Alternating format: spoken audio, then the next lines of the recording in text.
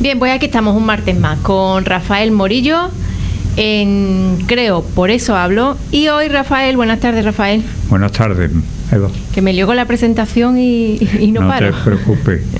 Y hoy vamos a hablar sobre María de Nazaret, porque la semana pasada no completamos.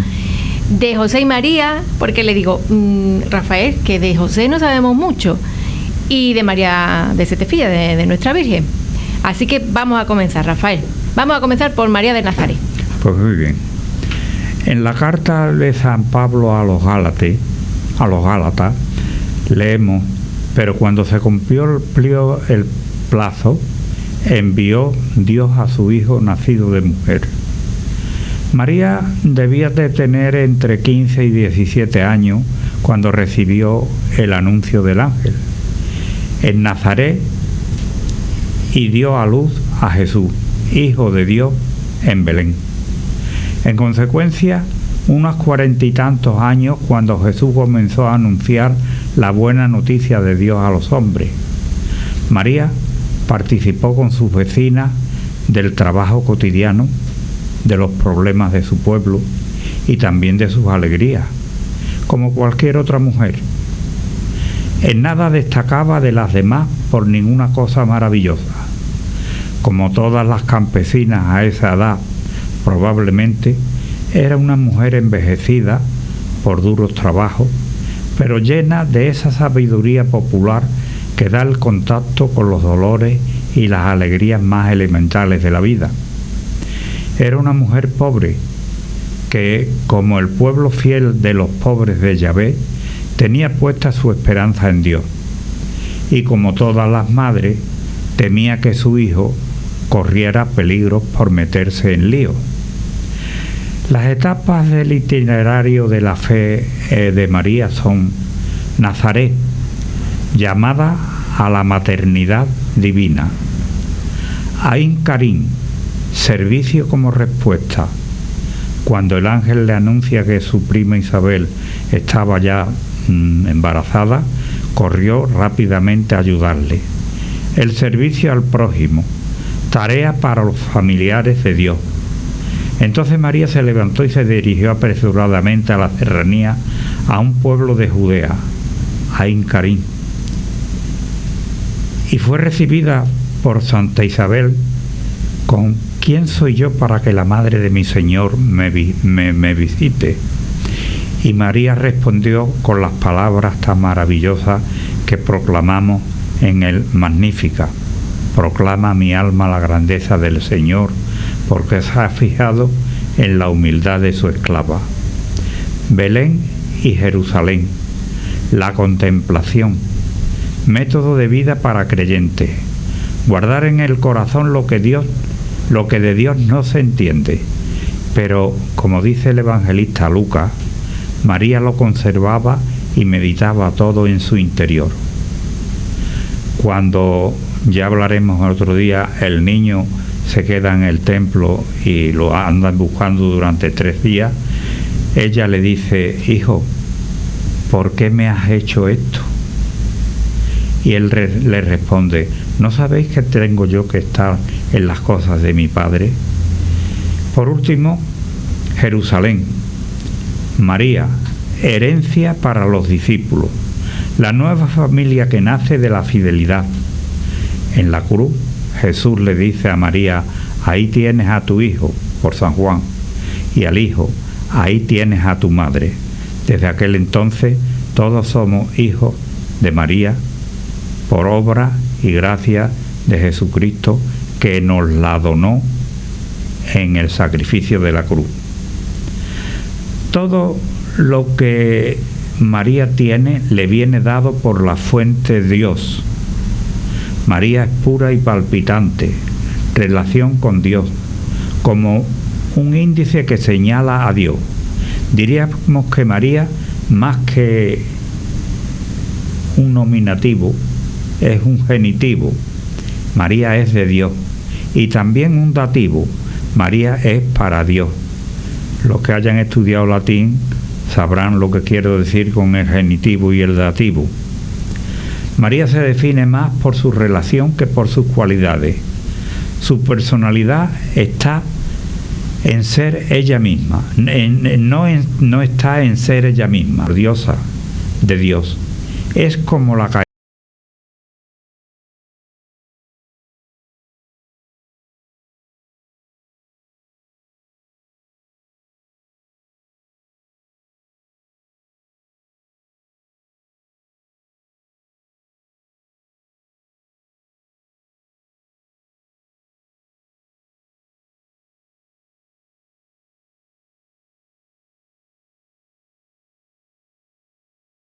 de Dios encarnada en mujer.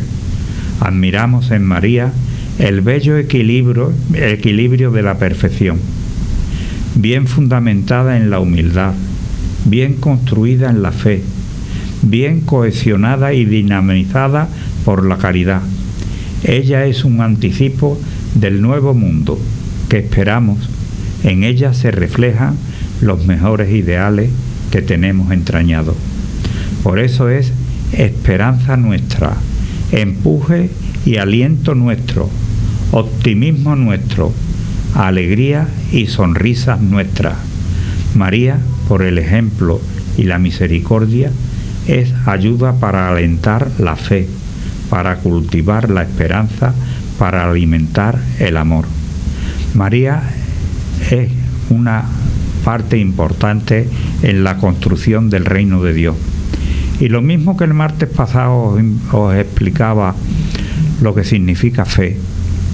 El reino de Dios no es un lugar, no es un sitio en la tierra, no es un determinado lugar donde reina Dios. El reino de Dios lo formamos todos los que por la fe seguimos a Jesús de Nazaret. Ese es el reino de Dios. El reino de Dios, Rafael, está en nosotros mismos. En nosotros, por supuesto. Ahora mismo habemos aquí 3 personas, estamos reunidos para hablar sobre la palabra de Dios, y el mismo Jesús nos dice: cuando 2 o más en mi nombre se reúnen, allí estoy yo en medio de ellos. Aquí ahora mismo está, aunque no lo veamos, está Jesús. Aquí hay una parte de lo que denominamos el reino de Dios. Y María, en su sí, es la firma del tratado más importante en la historia de la humanidad. Su sí significa amor, es decir, sí al otro, despojada de su propio yo. Significa confianza, es decir, sí al proyecto de Dios, aunque no entienda, aunque no sepa, se pone en sus manos para decir sí al proyecto de Dios. Significa docilidad, es decir, sí a lo que Dios diga, a su voluntad. Significa entrega, es decir, sí a la voluntad de Dios.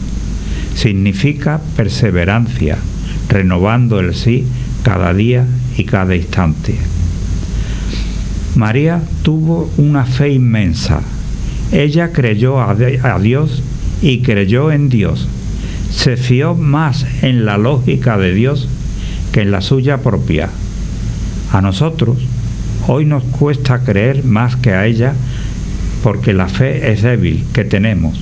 No nos hace ni dichosos ni felices, porque nos fiamos más de las garantías de las leyes, de las entidades bancarias, de los contratos, de los médicos, que de las promesas de Dios. Porque a veces incluso dudamos de que Dios de verdad está junto a nosotros, porque en ocasiones elegimos otros valores y le marginamos. Tomar a Dios absolutamente en serio, tratarle como a Dios en la vida personal, eso es creer. Eso es lo que hizo María. Y ahora, como me pedías el martes pasado, pues tenemos el matrimonio de José y María.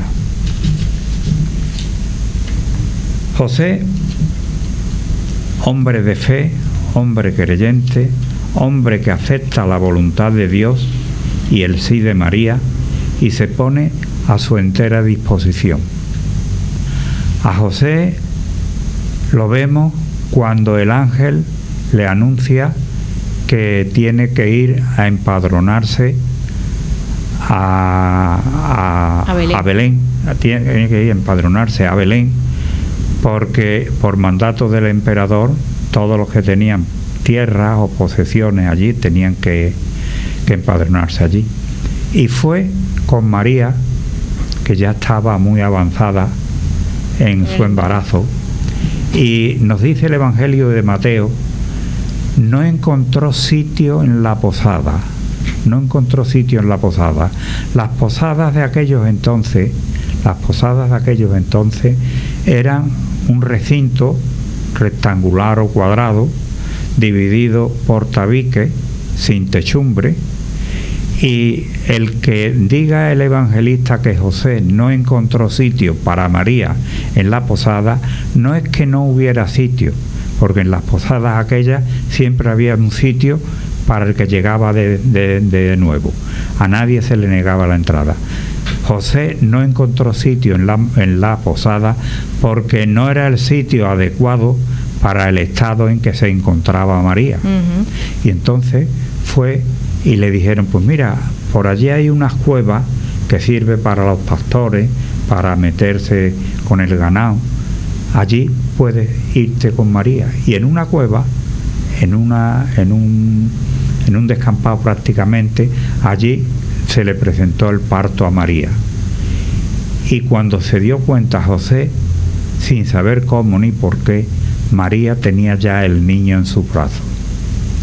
Y este niño, este Jesús de Nazaret, tenemos dos puntos importantes en que fijarnos. Hay muchísimos, pero en primer lugar es anunciado a los pastores que estaban de guardia durante la noche, en la vigilia. Y era gente de mala fama. Y Jesús los acoge y son los primeros que lo visitan. Otro punto importante, la visita de los magos. Los magos serían astrónomos, serían intelectuales, sería que iban buscando la verdad. Y llegaron y le preguntaron a Herodes que dónde había nacido el rey de los judíos. Herodes tenía un miedo terrible en perder el trono, hasta tal extremo que mató a 2 de sus hijos, no le fueran a arrebatar el trono. Pues Herodes, cuando le dice que ha nacido el rey de los judíos, dice, pues cuando lo encontréis, a la vuelta, me decís dónde ha nacido, porque quiero yo ir a adorarlo también. No, Herodes lo que quería era ir a quitárselo de en medio. Y entonces dice en el Evangelio que advertidos los magos volvieron por otro camino.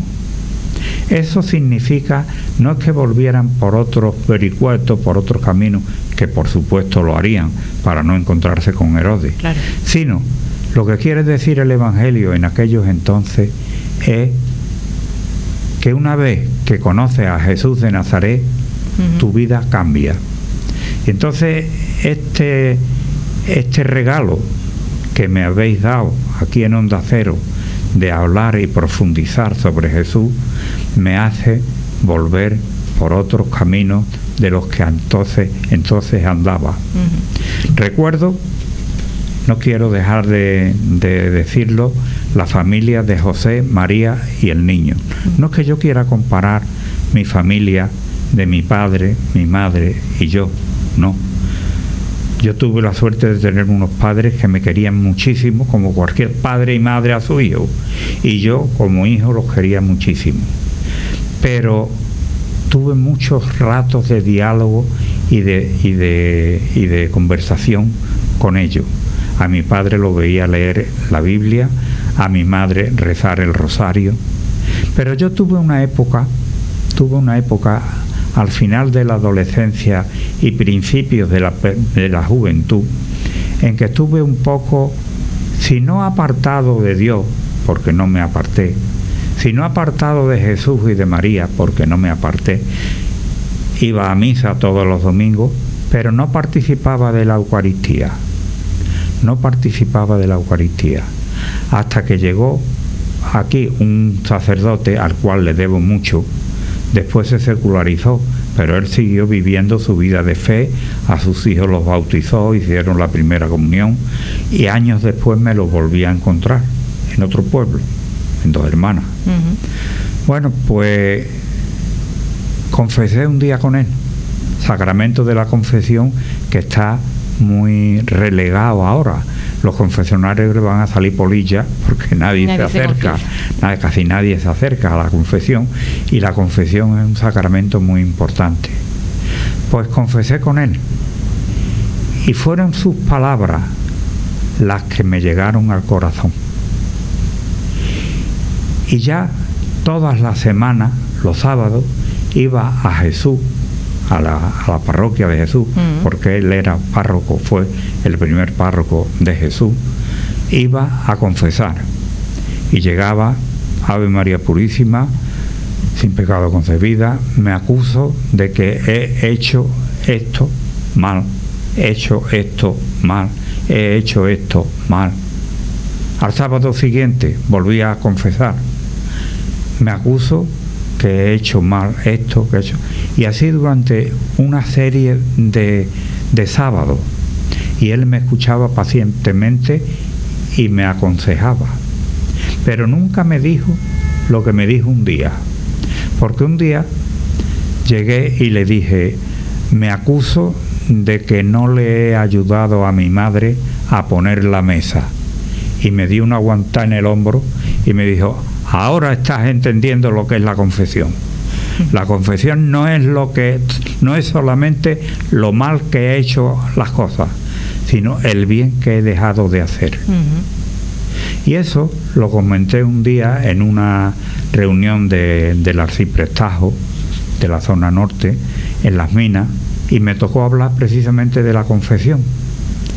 Y lo expliqué lo que era el sacramento, expliqué esto que te acabo de decir, y terminé. La iglesia de Las Minas era en Las Minas, estaba de bote en bote, estaba allí todo el arciprestajo, y terminé diciendo: señor vicario de la zona norte, señores sacerdotes, señores cura párroco, parte de la iglesia de Dios, soy un pecador y me confieso ante ustedes. Aquello parece que gustó, porque el aplauso se vino abajo la iglesia. Otro día, cuando yo ya estaba de maestro en el pueblo este del Coronil, pues yo venía todos los sábados. Y me iba los lunes.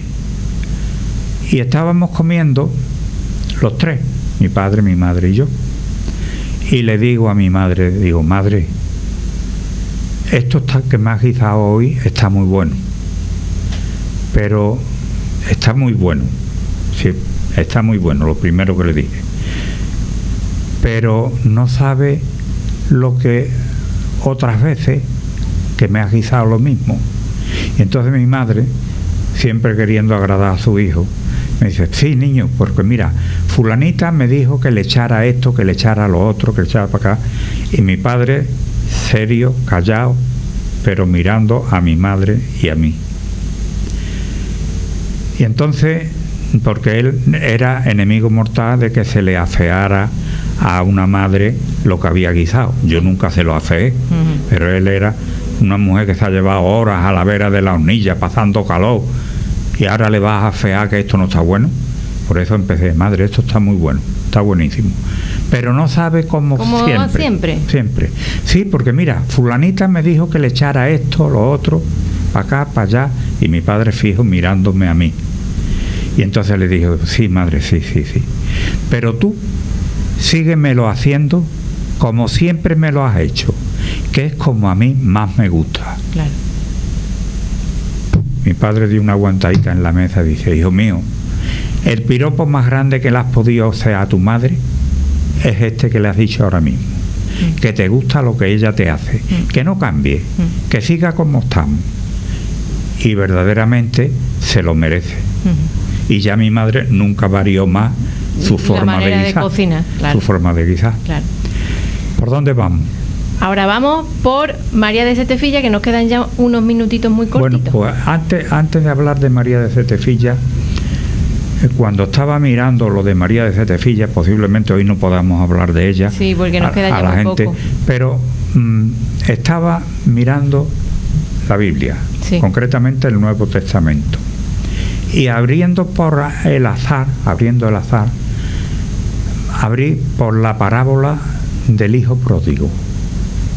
Aquel hijo que le pide a su padre la parte de su herencia y se va por ahí. El padre no tenía